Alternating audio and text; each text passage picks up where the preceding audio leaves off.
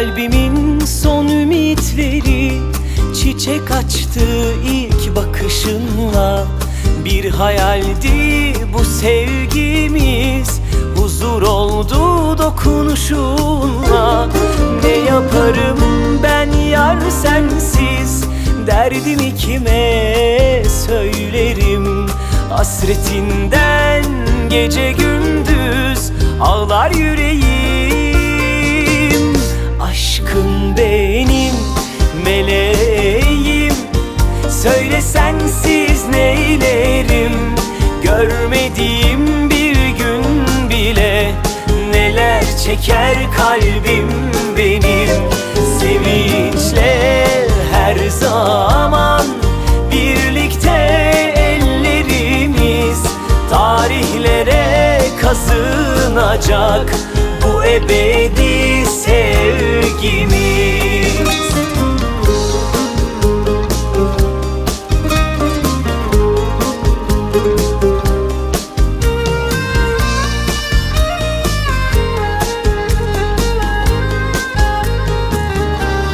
Hatırladın mı o geceyi?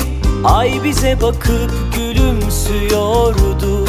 Gökyüzü tüm yıldızlarını bize hediye gönderiyordu. Ne yaparım ben yar sensiz, derdimi kime söylerim? Hasretinden gece gündüz ağlar yüreğim. Aşkım benim meleğim, söyle sensiz neylerim? Görmediğim bir gün bile neler çeker kalbim benim. Sevinçle her zaman birlikte ellerimiz, tarihlere kazınacak bu ebedi sevgimiz.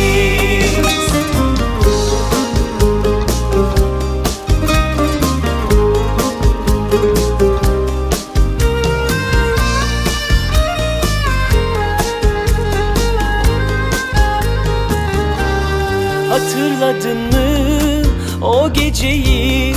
Ay bize bakıp gülümsüyordu. Gökyüzü tüm yıldızlarını bize hediye gönderiyordu.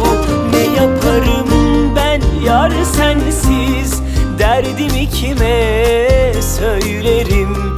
Hasretinden gece gündüz ağlar yüreğim. Aşkım benim meleğim, söyle sensiz neylerim? Görmediğim bir gün bile neler çeker kalbim benim. Sevinçle her zaman birlikte ellerimiz, tarihlere kazınacak bu ebedi sevgimiz.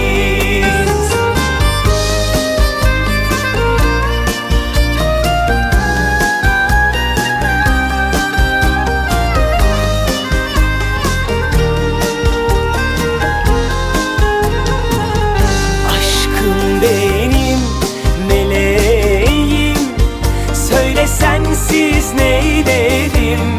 Görmediğim bir gün bile neler çeker kalbim benim.